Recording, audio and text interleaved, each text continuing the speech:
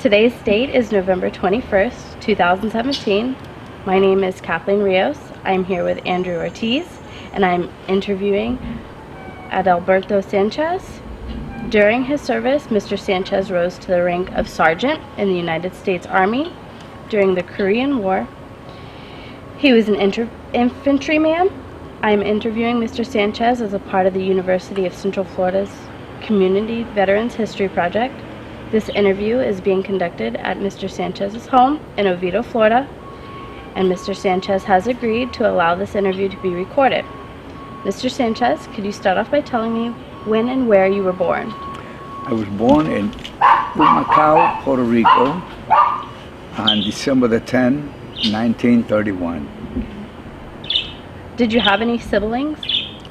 Do I have siblings? Mm-hmm. Yes, I have siblings. I have two sisters. Mm-hmm. We were a family of 4 children. My father, mother, and brother passed away, so I have 2 sisters. Now I have my wife. I have 5 children, 4 boys and 1 girl, and I have 10 grandchildren and 11 great-grandchildren. There you go. What did your parents do for a living? Excuse me? What did your parents do for a living? What did I plan to do for a living? What did your parents do? Oh, my parents, Mm-hmm. my mother was a seamstress and my father was a cook in a restaurant. Oh, okay. What was your education like growing up? My education, I had the hopes of going to the School of Music and Arts in New York. Mm-hmm. But I lived in a neighborhood that did not qualify for that. I used to live in the ghettos of New York City, and that school was further away. So I understood that it was by zones that they used to have their students, so I couldn't go. So I went to Benjamin Franklin High School, and I studied art over there. Did you have any family members who were in the armed forces? Yes, at that time, one cousin. He was in the airborne, Mm-hmm. and he was a participant in the invasion of Normandy in Germany. Okay. What did you do before you were drafted? I was working in a furniture store in New Jersey. What was your reaction when you received the draft notice? Wow. Well, I consider myself a handsome young man, and I used to love dancing and music, Latin music. And I used to go out with a lot of friends and on dates and all that. And I thought that was life. But then when I received my draft card, and they told me that I was qualified for 1A, I told my father, "Hey, Dad, what does 1A mean?" He said, "It means that you're going into the Army, son." And I said, wow. I was a family boy, or what you can call it a mama's boy. And I loved to be with my parents and my family, and I felt very bad. So when I was drafted and I went to Camp Kilmer, wow, that was terrible. I miss my mom. And then a week after that, we were transferred to Fort Dix, New Jersey, where we began our 16-week of training. What was your family's reaction when you were drafted? All in tears. What was your job when you were in the Army? My job in the Army? Mm-hmm. Well, I was just a plain infantryman. We used to do all the exercises, physical exercises. We had to do a lot of studying from regular books, to learn the courtesy and to learn about the behavior of a soldier. Plus, all they taught us was to kill. kill. Survive, kill, survive. What was that like for you? Being told to... I didn't feel too good. No, I didn't. I never did. Could you please summarize your assignments and tell me where you served? Well, after we finished the basic training in Fort Dix, they sent me to Fort Hood, Texas. And in Fort Hood, Texas, we were stationed in the North Fort Hood, where there were no buildings, no nothing, just a field. And we used to live there in tents. And we were training, taking advanced training. It was combining the infantry with the armored division. That was called the 1st Armored Division. From there, they sent me to California, to Camp Stoneman, and we were there for a few weeks. Then from there, we went into Seattle, Washington, boarded a ship that was called Howitzer, and I had never seen in my life so many soldiers. 80,000 soldiers. Wow. And then there we went to Japan after 7 days. After when we got to Japan, we were there for about 3 weeks. There I experienced what was a geisha house. Well, some people call a geisha house a house of bad reputation, which is not. It's absolutely different. A geisha house was a house where they give you a massage, they bathe you. I mean, they don't touch your body. They don't touch your body. It's all private. It's a wonderful feeling, believe me. And I was a young guy, you know, with other ideas, which were wrong. And they immersed me in a hot tub of water. Wow, that was hot, very hot, terrible. But after I got out of there, I was dressed, and they gave me a massage with oils and perfumes and all that. It was very wonderful, very, very decent. I hope people realize that a geisha house is not what they expect, what they think. Very decent. After Japan, where did you go? Then from Japan, we went to Korea. There was about 3 ships, but the ship that I went to was still the same howitzer, USS Howitzer, something like that. And when we got to Japan, to Korea, it was about 4 o'clock in the morning.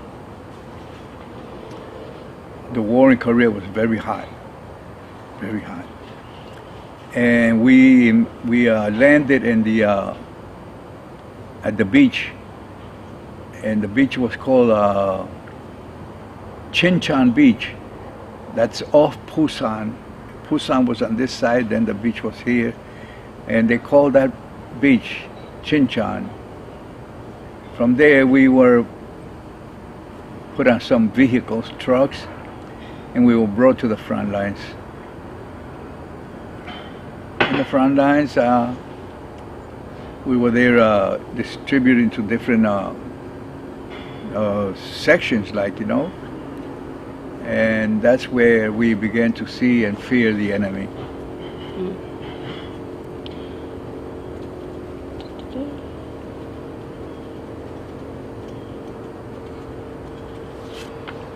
Sorry. So we're going to backtrack a little bit. What was basic training like to you? Well, you had to get up at 4 o'clock in the morning. You had 15 minutes for breakfast. Before going to breakfast, we had to dress up, leave your area clean, The bed was supposed to be dressed. The shoes were lined up. Everything was spick and span. Then we would hurry up and wait in a formation until they would call us for chow. And to me, a military life was all the time making a line and wait, hurry up and wait, hurry up and wait, which I swore that I would never again get on a line and wait. But it didn't happen that way, because in real life you have to wait even if you go on to the bank to deposit or withdraw. You know, everything is a line. Everything is hurry up and wait. And basic training for me was very, very different from what I thought. We were taught how to shoot weapons, light weapons and heavy weapons. We were taught how to load on the jeeps or the trucks. We were taught how to march. We had to carry our full field pack all the time with 90 pounds on your back. So imagine, I was a young man of 18, and everything was different to me. It was so difficult. I never understood it. I began to understand it one cold morning when my sergeant, a sergeant by the name of Sergeant Papper, you know, and he was giving a class as to how disassemble the M1, that was the long rifle. And we had our steel helmet on, and it was cold, and I felt like if I was sleeping, and I started to shake my head like this. And he woke me up by hitting the helmet, and that sounded in my ears, oh my God. So since I was a young man, I thought I was the toughest man in the world, you know, which I was not. And I told him, what do you do that for? Oh my God. He told me, son, see me at 5 o'clock. Anyway, I woke up. I was still mad. I defeated the man, which I did very wrong. And at 5 o'clock at night, after we had chow, he told me, get your full field pack, get your weapon, and you're going to march from one corner of the company area to the other in a military manner. And that was real hard. And it was cold, while all the other guys were resting, cleaning up their weapons and all that, riding to their parents. I was marching out there. So he looked out his window and saw me. He tapped it and said, come inside. And I went over. He said, did you learn your lesson? I said, yes, Sarge. And that lesson was learned, because years later I became a sergeant, and I knew I realized what he was teaching me was the right thing. And I apologized to him, and believe me, from the bottom of my heart, I love that man. So could you tell me a basic day in basic training? A busy day in basic training? Yeah. Oh my goodness. When we used to go to the rifle range or to the firing ranges, we had to go march over there to the firing range. It was a few miles away, and the area, really, they used to make it far because you march all around the camp, you know, in the woods and all that, crossing brooks and rivers. And the area was really close by to where we used to be living. You know, it was a strategy to teach us. And that happened. We had to get up at 4 o'clock. By 5 or 5:30, we were marching over there. And when we got there, we started to receive information as to the positions we're going to shoot and fire the weapon, and where we will be stationed by. And that lasted till about 5:30 or 6 o'clock in the afternoon, when you were dead tired, cold, hungry. Oh my God, that was a new world for me. That was something new to me. Did you receive any sort of advanced training? Gas training? Advanced. Advanced, yes. The advanced training was in Fort Hood, Texas. There we had a little bit of training with the rifles, like in basic. But then, when the tanks, we were attached to that tank unit. Well, they taught us how to walk behind the tank towards the enemy, and the enemy would be shooting at us, and we had to be behind the tank in a safe position. They also taught us that when you were wounded, you lay down flat on the floor, on the ground, and the tank would come and pass over you, and from the bottom, inside the tank, they would open a trap door and pull you into the tank. Wow, that was horrible. That was horrible. I was scared stiff, to see that huge thing coming towards you, and I raised my head up and I said, oh my God, look at this. Those huge chains coming toward me. But then I told, no, lay your head down, lay your head down. So I laid the head down. All of a sudden, two hands would come out of that trap door and pull you inside and drag you while the tank was running and pull you inside. Wow, it was terrible. It was terrible. Wow. So you said you went to Japan. What were your first impressions of Japan? When I got there to that strange country, I saw the people very strange, but very, very polite, very nice people. Very nice people. The elderly, the youth, the children, the women, they were all very, very courteous. I saw the way their living conditions, they were not the best. And because all the time they brought us to places like that. It was not into a city, a nice city. It was a town, a village, or something like that. And I was afraid to walk out of the camp area into the streets of that town. I was afraid. So until one of the boys told me, why don't you take a walk outside? And I said, is it safe? He said, yeah. Because when you're in service, you're always afraid of something. Because it's very dangerous, very dangerous. And I went with him, and he told me, hey, he hit me with the elbow. He said, there's some geisha houses over here. So he said, you want to go? And I said, yeah, let's go. And when I went, I saw a different thing, like I said before. Very, very different thing. Beautiful looking women, all painted and dressed, And it's not what we thought. It is not what we thought. And we walked around the town.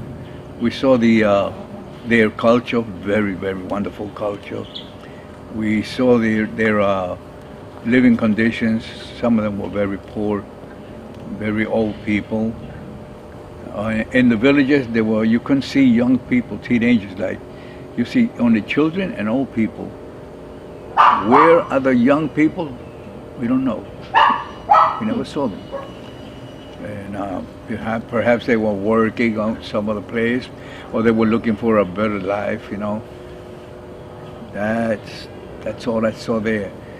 And it was 3 days only, so I just went out one day, and that's it. Oh, okay. So you were only in Japan for 3 days? Yes. Okay.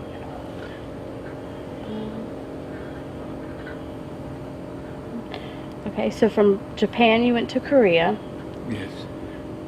What was your first impressions of Korea? The first impression of Korea was when I was all ready to on board the ship, and I looked at the side of the ships, and I saw those huge ropes, like net-like, And I had seen pictures of the Second World War, and I saw the way soldiers used to walk down those road. I don't know what they called them, those nets, you know. Well, and at a distance, I saw the island of the peninsula of Korea and a huge mountain. So I had like butterflies in my stomach. Okay, we unboarded through that rope, through those ropes and things like that, into a landing platform in the ocean. From there, we boarded a landing craft boat that take us to the shore. But it did not take us directly to the sand. No, they drop us in the ocean where the water came up practically to my shoulders. And my God, I'm going to drown before I get to the shore. And the rifle was, so they won't get wet. We held it up like this, and we went through. It was soaking wet, cold. It was January. It was in January, and we're soaking wet. And when we got there, we thought the enemy was expecting us. No, there was no enemies. They warned us that they may be snipers or something like that, you know, but they were not. So we just, they told us, okay, lay down, have a rest, because tomorrow morning, they're going to pick you up in trucks. And we lie down there, all soaking wet inside a duffel bag, a sleeping bag, and it was cold. It was cold. And I was hoping that I would be home. I was hoping to be home because I missed my warm house, my warm bed, and I was terrible there. You know, sleeping with your boots on, wet, water inside them. Everything was wet. Everything was wet, cold. And I said, "Oh, Mom, I wish I was home with you. You know, but here I am." All of a sudden, you heard a whistle blow. Everybody get up, everybody get up. Like I said, hurry up and wait, hurry up and wait. We rolled up everything, we fixed up our pack, we got all ready, and there was a huge line so that you could have breakfast. It was they gave me a slice of bacon, cold, a slice of toast that was burned, and black coffee. That's all we had. That's all we had. So when you're used to having a nice breakfast at home and you see those things, it feels terrible. So that was all I had that day until we got to we passed all those villages and towns in the trucks. We saw those different names. We saw people, you know, how they were dressed and all that. It was fascinating to see those things. But as we were getting closer to the lines, our mind, or my mind, was changing. Now, I was not seeing the beauty of their culture, the beauty of their way they dress, how they walk, you know. I was feeling very, very bad. In other words, I had butterflies in my stomach. When we got there at night, we were assigned to different sections, and that's where the uncomfortability to us began. I cannot say that I was brave. I cannot say that I was not scared. No, I'd be lying. I was scared. And every other guy that I spoke to, every buddy of mine, would say the same thing. You know, because one time a sergeant told us, this bullet could kill you, and it only costs us 36 cents. So imagine you lose your life with a 36-cent bullet. Oh my God. Terrible. What were your duties while you were in Korea? My duties was a rifleman infantry, and I had a episode in my life that I wish to express to you. It's pretty long, you know. If you have more questions for me, okay. You want me to tell the episode? Yeah. Okay. The episode was that about three weeks after I got there, the company needed supplies, and they asked for volunteers to get supplies. Well, when you're in the service, you practically don't volunteer for nothing.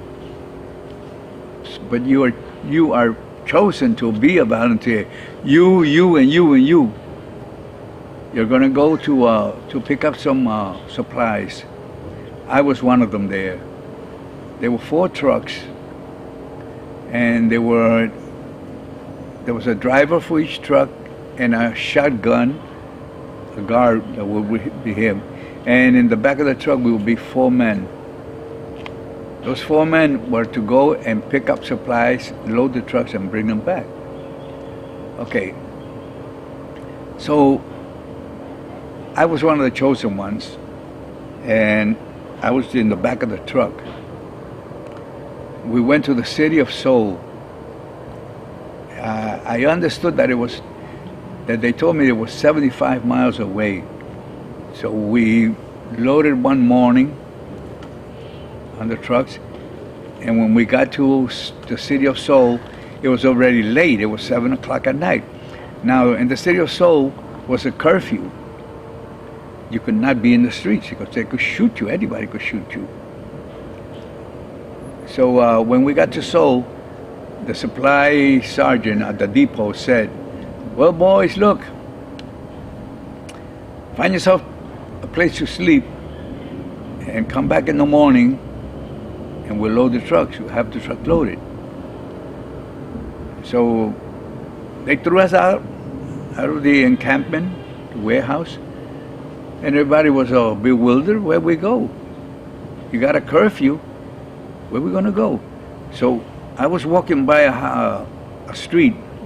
It was very lonely, dark, and I figured, well, I'm gonna find me somewhere.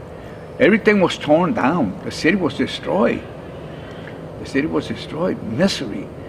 And I said to myself, where can I go sleep, man? Anyway, I saw an alley and I saw a broken down building, so I said, I'll sleep there. But as I was going and approaching the alley, a light in the next corner was lit. And a lady, middle-aged woman, told me, "Hey, GI, idiot," that I should go to her. And I said, let me see what she wants. So I went up wooden steps, and she told me, don't stay in the street. In her way of talking, don't go in the street, stay here, because they shoot you. So I said, okay. I took her advice, and she told me, here, sleep here. And she opened 2 drawers on the wall, and there was a bed there, and another bed above it. So she told me, sleep here. So I took off my boots. That was a big mistake. Took off my boots, and I went into that shelf light. She closed the door. My boots were outside, and I fell asleep there. Excuse me. I fell asleep right away because it was cold, tired, hungry. In the morning, when I woke up, I opened the 2 doors, and I didn't see my boots. So, oh my God, I said to myself, what am I going to do with a soldier without boots? Oh my goodness. So I said, Mama-san. I called her, Mama-san. I was real pissed and thinking the worst. somebody stole it. Maybe she stole it and sold them. So she came over, said, what's wrong? What happened? I said, where are my boots? She said, oh, don't worry. And she spoke in Korean down the steps, and a little boy came with my boots, all shining and clean. And when he approached me, he was a cute looking kid, very cute, oh my God. And I snatched the boots from him and I said, Karachogi, get out of here. And he looked at me with a sad face, and he told me, $1. So I did not understand because he could not pronounce $1 very well. And I said, what do you mean? And he said, $1. And he wrote in the wall with his finger, M-U-T-E. And I looked at it and I said, are you a mute? He said, yes. That little kid in that cold weather had a t-shirt which was supposed to be white. That t-shirt was filthy, all broken, torn, and he had torn sneakers on, and he had a military fatigue pants on. We used to call them fatigues. And I looked at him and I said, mute. So I told him, and he said, so I said, okay. So I pulled out what they used to give us some paper money. For American money, they used to give us script. They used to call it script. So I took, what did you need money for in Korea? So I said, I just pulled out a few scripts and I gave it to him. And he looked at it and he filled his cheeks with air. Like this, he said, wow. You know? So then I put my boots on and I started to walk away. And the kid followed me. And I had my field jacket on and I still felt cold. And I used to look at him and the kid was still following me. The kid was about some 7 years old, 7 or 8 years old. And I went walking down the street and I saw a PX. PX is a Pros Exchange where you could buy, a GI could buy whatever he wanted there. And I went and bought a can of Planters peanuts. It's not a commercial, pay commercial. And I bought a can of Planters peanuts and I opened it and I gave some to him. So I'm eating. And he put the whole bunch of peanuts in his mouth, ate them, and he asked me for more. So I gave him more and I said, okay, go. I wanted to get rid of him. And I kept walking. Well, when I got to the depot where I was supposed to, the trucks were late waiting for us, I looked outside and the kid was still there. I was a corporal at that time. And I was dreaming of becoming a sergeant because I began to like the Army.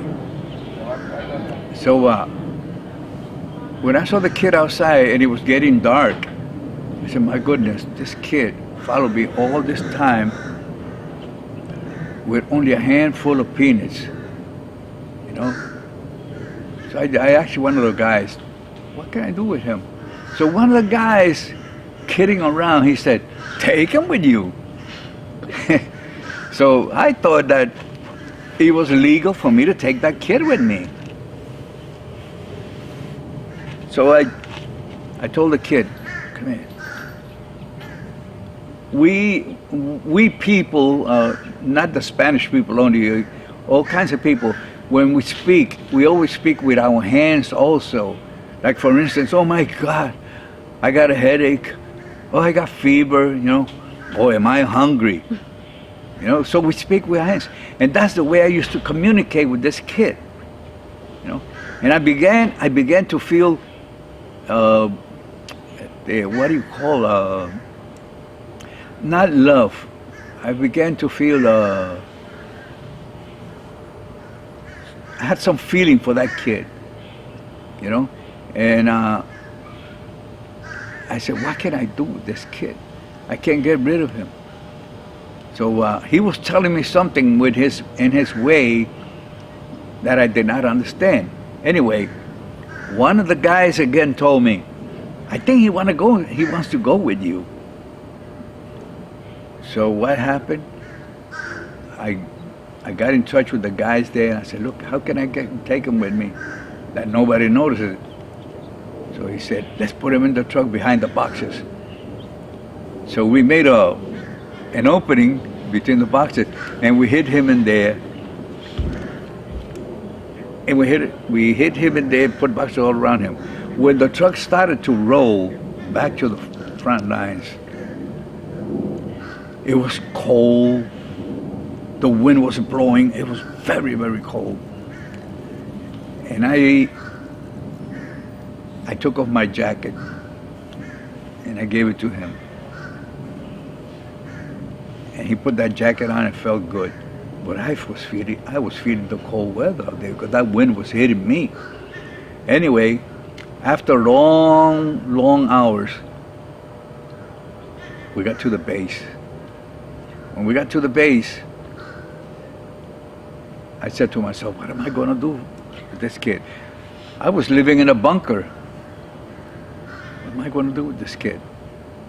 So, a little distance away was an abandoned bunker, which was already torn, something like that.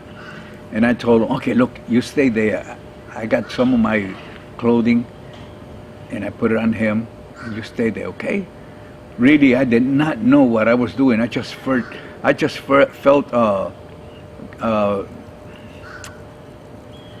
¿cómo se dice en Spanish? Misericordia is what we call it in Spanish. Pity.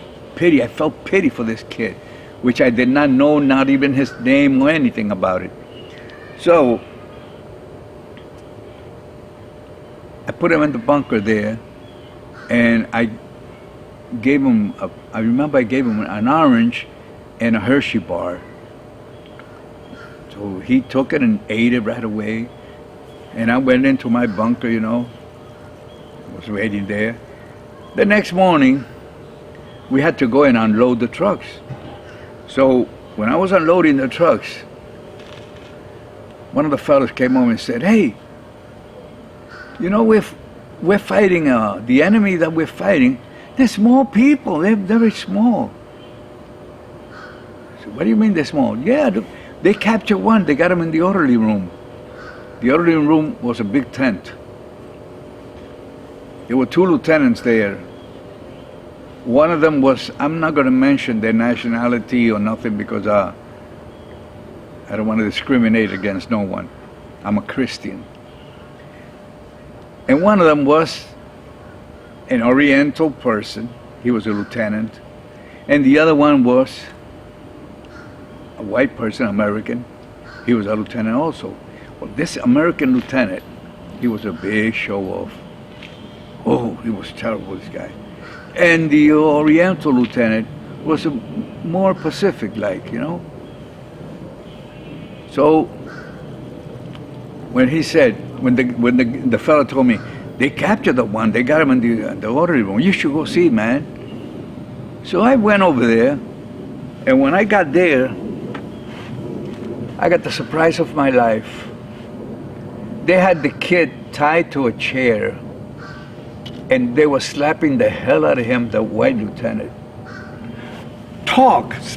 Smacking him. His tears, blood, snots coming out of his mouth and nose. And he couldn't talk. He was a deaf mute. He couldn't hear. Oh my goodness. When I saw that scene, excuse me, you guys, excuse me. And when this lieutenant was raising his hand, I said, no, lieutenant, don't hit him. Who the hell are you? He told me. the show-off lieutenant. Who the hell are you? So the Oriental lieutenant told him, let him speak, maybe he knows him. Do you know him? He's an enemy. I said, he's no enemy. He's a Korean kid. How do you know that? I said, because I brought him here last night. You brought him here last night? Do you know what you're doing? Do you know what you were doing? I said, no, I did not know. I just felt pity for this hungry kid. I felt pity for this hungry kid. So I brought him thinking that I could do something for him, which I did wrong. He said, you sure did wrong. You sure did wrong. You brought someone here that you didn't know. He could have been one of the enemies. You know, because you cannot trust none of those Korean people. So there, I felt like hell. I felt very bad. But it's still, and then, I still felt that in my heart about this kid. Like if God was touching me, oh, glory be, hallelujah. Like if God was touching me to do something for this kid. Anyway, take him out of here. So I took him to the bunk again. I cured him, wiped his nose and everything. And I noticed that he had a bad cough. So we had some oil that was called boar oil that we used to clean our barrels of the weapons.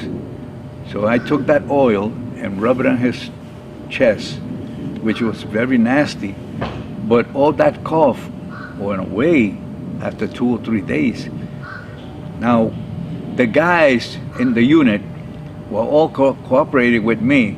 They used to give me part of the breakfast, part of their lunch, part of the supper to feed the kid.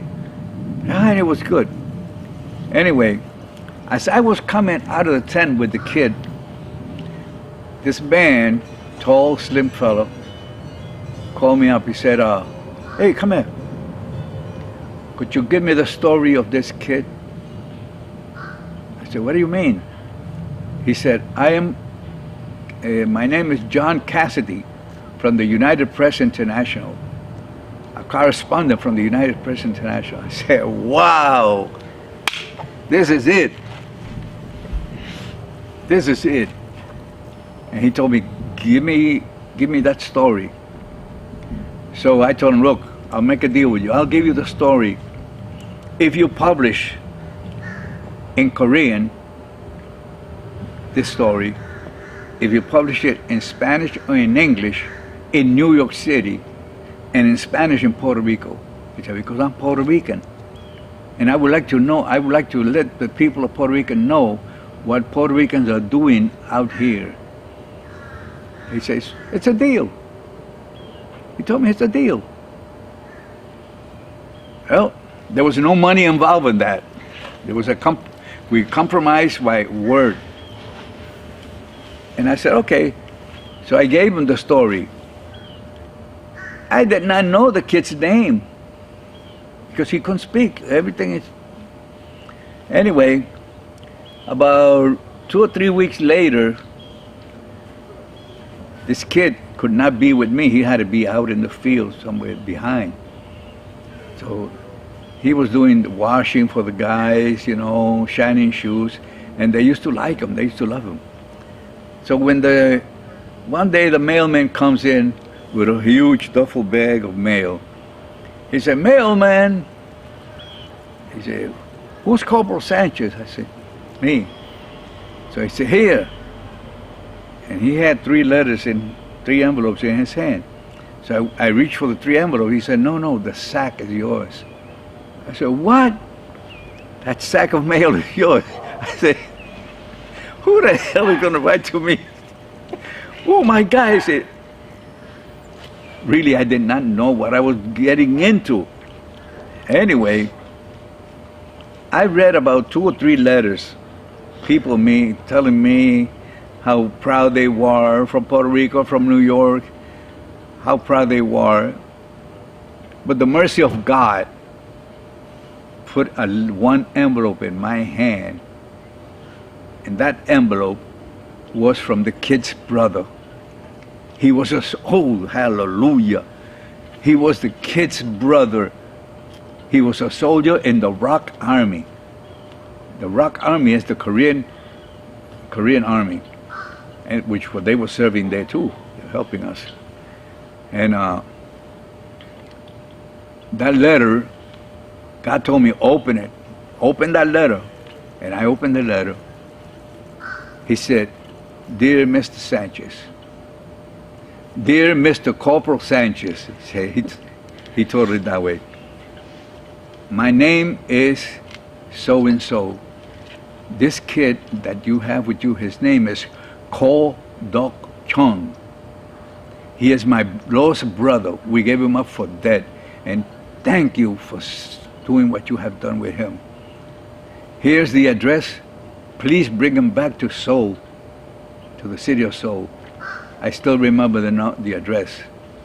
It was 52 Cheongyonglo Sudai Mungu, Seoul, Korea. I said, wow. Thank you, God. I'm going to get rid of the kid, but I'm going to put him in good hands. You know? So my company commander was a very, very good, understanding man. He told me, look, take a week off, bring him back to your house, to his family. I said, okay. So we took off that day to take the kid home. The kid's name was Ko Dok Chung. Ko Dok Chung. And he wanted to call me Sanchez, but he couldn't pronounce it, so he used to say Tate, Tate, Tate. He called me that way. And we got dressed.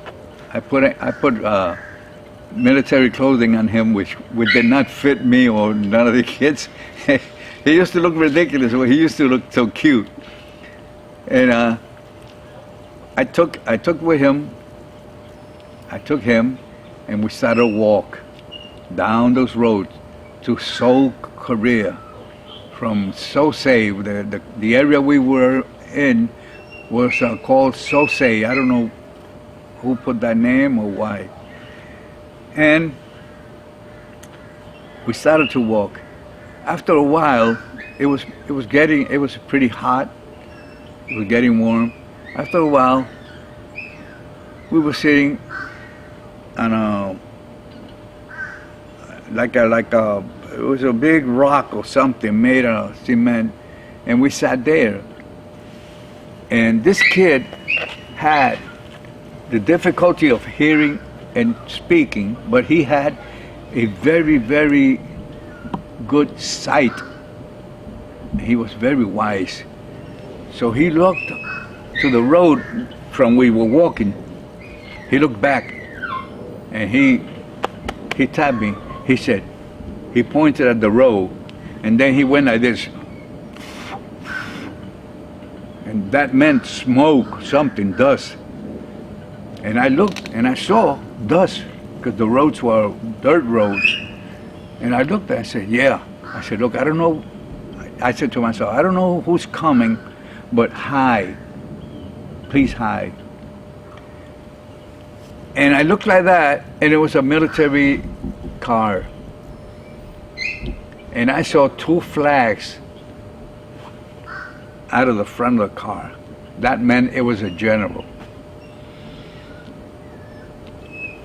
When I looked at that car, I got real nervous. I wanted to hide also. I said, oh, maybe they saw me, so I can't do that. I have to present myself to them. So I got so nervous, and when that car passed by me, I forgot to salute them properly. I had my weapon in the left hand, and I saluted him with my right hand, which that was very improper. And when the car passed by, it stopped and gave reverse. When they gave reverse, I said, oh my God, what did I do? Now there was a general in there. The door opened. He said, soldier, what are you doing down here? I said, sir, I'm sorry, I I got nervous and I saluted wrong. But I'm bringing a kid home. I said, what do you mean a kid? So I told the kid, come out. When he looked at it, when he looked at the kid, he said, are you the young man that I read about in the Stars and Stripes? And I said, yes, sir. He said, get in. I don't remember if that was General Westmoreland. I don't remember if it was him.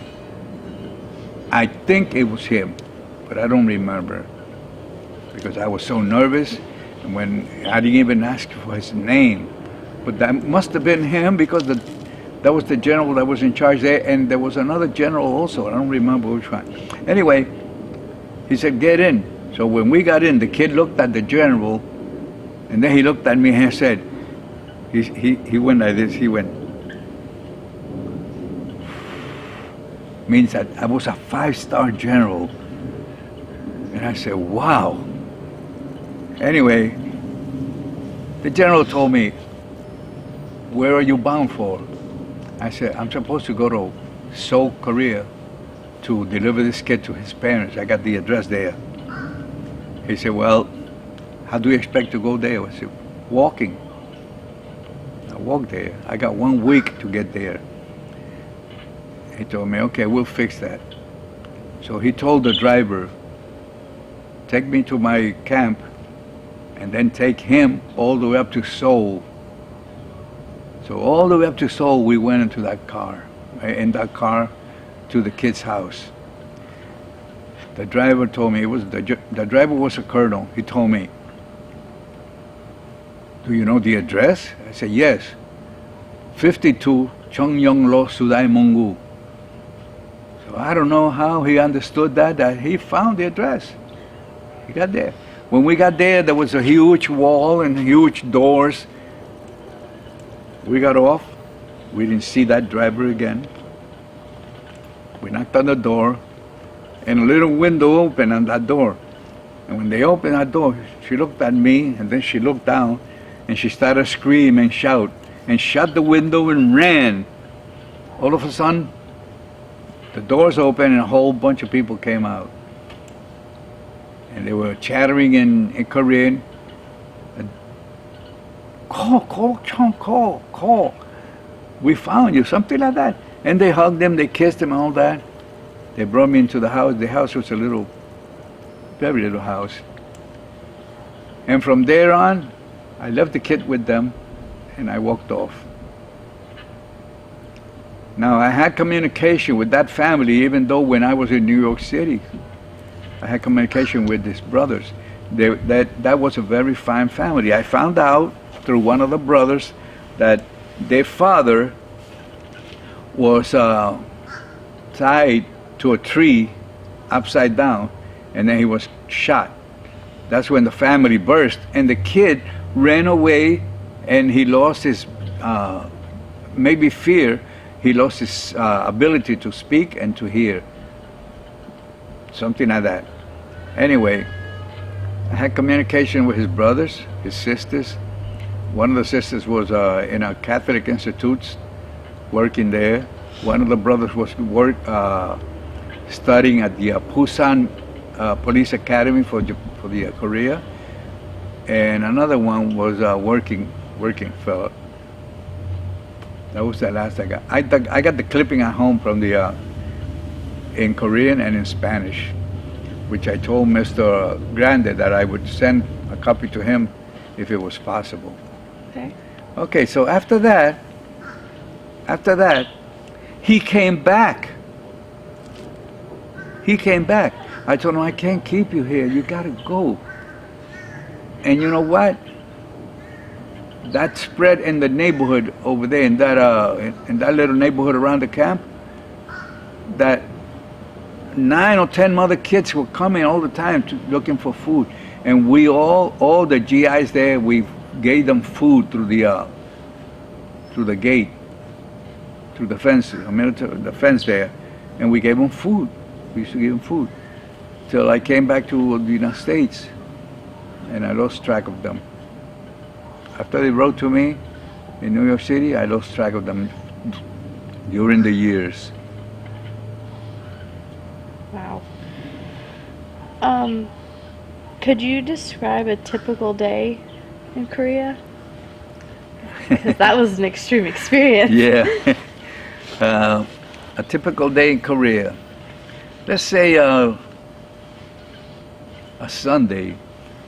Usually when people go to church, have a special dinner with the family, we were there looking out for the enemy, waiting and see if some action would come, doing our duties, you know. Very sad. It was very sad to do that. And if it was a holiday, it was worse. I spent a Christmas there. I spent in Korea. I spent my birthday, 19 years old. I spent the Thanksgiving dinner there. Oh, they used to give us turkey, maybe a slice of turkey with some mashed potatoes, a salad, and something like that, depending on the occasion where you were. That was a typical day. How did you communicate home while you were there? By writing. As a matter of fact, I did not know how to write Spanish. So when I used to write to my mother, because my mother did not understand very well the English language, even though we were brought up in New York. So I used to write to her in Spanish, and as best as I could. And then she would answer to me back, laughing and saying, "You spelled this wrong, you spelled this wrong, you spelled that wrong." That was the way we communicated. That was it. Were you ever afforded any leave while in Korea? Leave? Mm-hmm. I was awarded rest and relaxation. That's what they used to call it, R&R. And since I had the kid there, I didn't want to leave. I didn't want to go. Yeah, they used to give us a week off to go to Japan or something like that. They would fly us back and forth. I didn't want to go. I wanted to stay with the kid.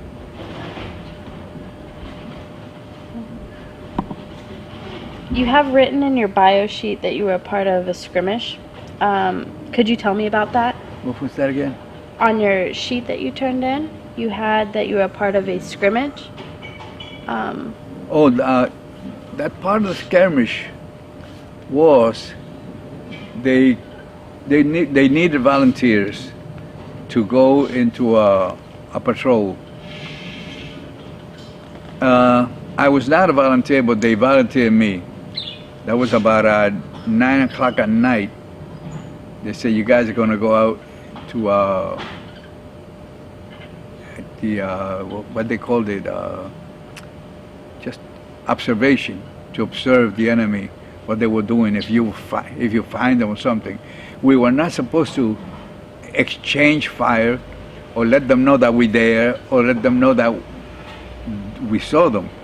It was something in silence completely, just to see if the enemy was moving or something. And we were going through a ravine towards where the enemy we were supposed to investigate. So we heard a patrol coming towards us. Now there were in that skirmish there was no fire exchange. It was just fear. And as the persons that were coming towards us were approaching, we thought that they were Korean enemy. So we all kept quiet. We kind of separated each other, you know. And I heard when they were talking Spanish. So when they were talking Spanish, they said, "Mira." And they were talking bad Spanish also, bad words and all that. So I told the patrol, I told the corporal that was leading us, I told, hey, they are not enemies. They're Puerto Ricans. They're Puerto Ricans. That's a Puerto Rican patrol. That was the 65th Infantry Division was there with us. We had the Colombian group over there also that spoke Spanish. Who else? That's it, yeah. And I told them, hey, I hear them talking. They're talking Spanish. They're not enemy. So I said, how do you know? I said, because I'm Spanish. I said, I'm Puerto Rican. I can hear them. I said, well, you communicate with them. So as they were approaching us, they say, hola, hola. And they thought then we were enemy. We were enemies. And those 65th infantry guys said they were dangerous. They would shoot anything that moved. They would shoot. So we were afraid. I said, hola, hola, but I did not show my place. And when they said, who are you? In Spanish, ¿Quién eres tú? I said, soy de Humacao. I'm from Humacao. Yeah? Tell me some of the towns next to Humacao. Yabucoa, Guaynabo, Naguabo. Okay. And then they told me, sal afuera, come on out. It was dark. We couldn't see each other. I don't know what the heck they wanted to see before, but they wanted to make sure that we were friendly troops. And I came out and said, "Soy Boricua. I'm a Puerto Rican," and the other guys with me, they're American guys, you know.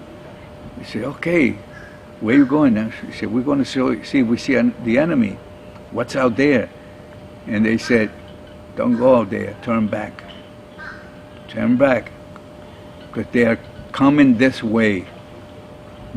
So they were coming, retreating also, because they were in observation also, patrol, and they were coming back, but they took off their way, and we had to take off our way. So I told the guys, "Look, corporal, you have to stop the mission here, because they say that the enemy is coming towards us, and there are too many." So he said, "Okay, let's turn back." We came back. He gave a report that there were that skirmish was not a bullet fired, nothing. We were lucky. That was the only time I felt very, very scared. That's it. Now, did you visit France? Did I visit France? France? Yes. What did you do there? I was discharged in 1954 from my first tour, and I went into the active reserve. During the active reserve, my sergeant, Sergeant Biondo, very, very good man, he told me, "Listen, you seem to like the Army. Would you like to become a sergeant?" I said, "Wow, I love to." He said, "Well, I'm going to send you to an assignment." So they gave me classes, and I became a sergeant. I graduated as a sergeant, and an NCO, that's what they call non-commissioned officer. I became a sergeant, and then I was given a platoon. And when I gained experience in that platoon, I said to myself, I'm prepared to go back into the Army. At that time, then I was married. I had my wife and 3 children. 4 children. 4 children. So I told my wife, "Look, our financial conditions here are not too good. If I go into the Army, back again, as a sergeant, I get better money, and you too." So I sacrificed going into the Army again, and I went to France. With the hopes that my wife would then follow me, but she didn't. She didn't want to. And I left my wife pregnant for the 5th child at home in New York. And I went to France. We went to Saint-Étienne, that's in Verdun. And I was there for about 9 months. In 9 months, since my wife did not want to come to France, I had to give up my career. So I said, no, I'll go back home. So I went back home and I finished my term. 15 years, 4 or 5 in the Army, and 10 in reserve, with 9 months active duty again. What was a typical day like in France? Well, it was nice. It was nice. We were stationed in that camp that we were stationed was an old French Foreign Legion jailhouse, and we were stationed there. And the room that I was, as a sergeant, the room that I was stationed occupying was facing the tower where the machine gun men were there in that tower to shoot any of the convicts or that were trying to do something bad. And I used to just look at that building there, and I felt very homesick. Very homesick. My wife used to write to me and tell me, I don't want to go to France. I want to stay here. Well, during that time,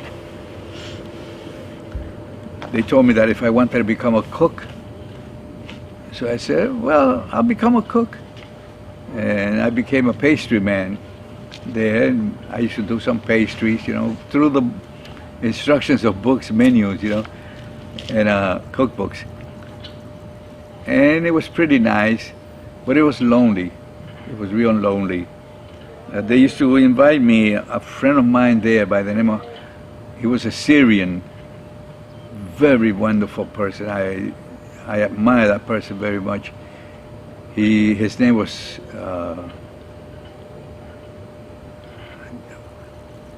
what was his name? Harris. He was a New Yorker. He was always singing, "I love Manhattan." Oh my God! And I told you, hey, shut up, because I love Manhattan too, and I'm sick. I'm homesick. Shut up, man. And he used to invite me to go to town, and I used to go to town with him. We used to visit the cemeteries where the First World War soldiers were, Second World War. We saw the bunkers. We saw, oh my goodness, how the Germans had those bunkers made during the First World War and the Second World War to defend their position there, so that we Americans would not go into France again. Oh my God, all that. And I only stood there 9 months. I was withdrawn from the Army then. What was it like to be in the reserves? The reserve is a wonderful thing to me. Mm-hmm. Very good. They teach you a lot. You learn a lot if you are a good soldier. You're serving the country, and you are well prepared in case they recall you. It was wonderful. My captain in the reserve was Captain Nugent. He was a very nice man, friendly, and my sergeant was Sergeant Jones and Sergeant Biondo. They were wonderful people. I met a lot of people there from different nationalities: Greek, Jewish guys, Negroes, Spanish, and I met 2 guys there from from Cuba. One of them was called Estrella, which means star, and the other one was Estrella, and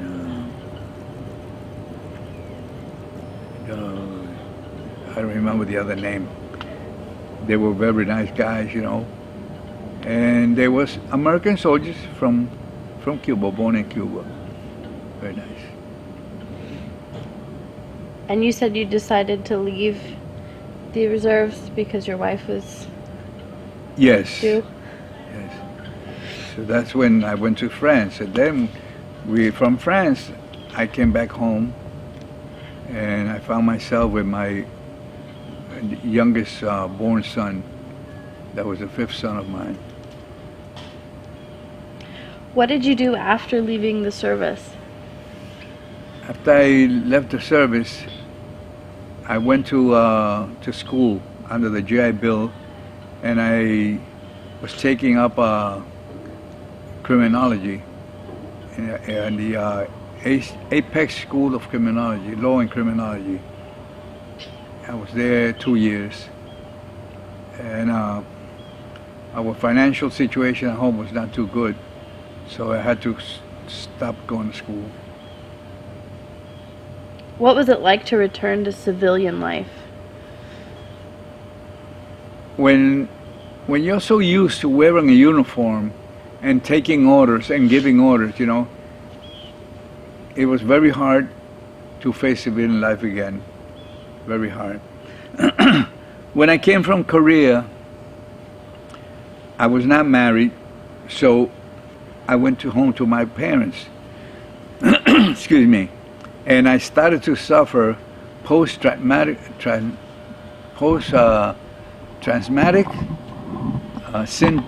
syndrome. I could not hear a firecracker. You know, when trucks or cars pass by and the spark plug burst, you know, oh my goodness. One time I was coming from I was shopping for clothing, for civilian clothing, and I heard one of those trucks or a car. I heard that shot, and I just hit the ground. I threw myself on the floor. So people looked at me and they started laughing. They did not understand that I was still what they call shell shock, you know, and I was afraid. And I saw, it was so strange to me, you know, that made me go back into the reserve. But when I came from France, that I had my family there established already, we have our own apartment. My wife was still young and beautiful, like I used to say. And I saw my kids, you know, and I said, wow, I'm home again with them, you know. I'm not going to go back from them again. I want to be a father. But I started to treat my family like if they were soldiers. So my kids thought that it was very tough. I was very tough with them because it was strictness. And I felt real bad. How did your community receive you when you came home? When I came from, I was received my community twice. Once when I came from Korea, and the other one when I came from France. When I came from Korea, the community greeted me, welcome home. They used to call me, Harry, welcome home, Harry. All my friends, my buddies, you know, that we grew up together, were hugging me, shaking my hand. And wow, you got medals and all that, you know, wow. How's the army? Man, I said, keep away from it. Keep away from it, you know, because I felt real bad. And my mom saw me crossing the street. She was in the second floor building. And when she saw me, she said, oh, my son, my son. She called my sisters and my father. Look who's coming home. And I rushed up those stairs to the house, an apartment house. And I felt so good to see my mother and my sisters. I could not see my brother because my brother was serving in the Navy. His younger brother was serving in the Navy. And I felt very good. My neighbors, they saw me growing up, you know, greeted me wonderful. But when I came from France, it was a different story. I came into a neighborhood that people did not know me well. And it was a neighborhood further from the one that I grew up. And since I just walked into a building, nobody greeted me. And when I got home, my wife was surprised. She said, "You're home." Oh, wait. Well, one part when we came from France, no, from Korea, The ship went into the New York Bay, and after living so many years in New York, I had never seen the Statue of Liberty. So when we got back, the first thing we saw from that ship was the Statue of Liberty. Oh, that was beautiful. We're home again. We're safe again. And when we got to the Brooklyn Pier in Brooklyn, New York, there were hundreds of people there waiting for their relative, their sons, but none waiting for me. So I just walked down that steps of the boat with my duffel bag, walked between the crowd. People, hi, hi, hi, greeted me, took a cab, went home. Did you remain in contact with any of the people you served with? Yes. I contacted a friend of mine from Korea that he lost his eye. His name is Ralph Pino. I contacted with him in the ship when we were returning. And I contacted with Rosario, another guy. There was nothing wrong with him. And another fellow by the name of Rodriguez, which we had met before during basic training. And we were all the time together. We were celebrating and we were coming home alive. Were you able to apply any of your military training to your civilian life once you were home? Yes. Military training is a wonderful thing because it gives you the sense of responsibility. It gives you the sense of obeying, politeness, and we are taught to say yes sir, no sir, respect people, and it gave me the ability that I still use to walk straight, and always respect people, be nice to people. Military training is very, very good, especially now for our days when the youth of America has lost a lot of their morale, and not only America, Puerto Rico also, and other countries. We have lost the morale and the respect, self-respect and respect to others. But military life teaches you to respect yourself and respect others. Do you belong to any veterans groups now? I belong to the Veterans Assistance Group. It's a man that worked for the Veterans Administration, and he assists all the veterans that are of age or retired or something like that, by helping them with papers, advising them as to what rights you have and all that. It's called the Assistance to Veterans Incorporated. Is there anything else that you want to tell me about? Anything that I could talk to you about? Well, as I am here in Florida now, I notice that the people, I wear my Korean veterans hat, and people everywhere I go greet me, saying thank you for your service. And my answer to them, I say, proud to do it, proud to serve, and I'm very glad that I did something for my country, which was what I did for my country, for America, because I consider America my country as a Puerto Rican. It's very, very little what I did. But I'm proud of what I did, because like a lady I met yesterday in a shopping center, she told me, I'm glad you were there, because if you were not there helping us, we will not have the freedom that we have now. So that makes me very proud You know, and I am proud, very, very proud that I have worn that uniform, and I am proud that the people still recognize you, even though it's a whole group of people shopping, but only one greets you. But I feel proud. I feel proud of that. Very good.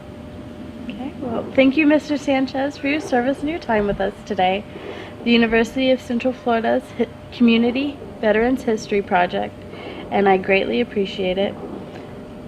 We will be in touch with you with your copy of the interview when it is ready, and please feel free to contact Riches with any other questions that you might have. Oh, good.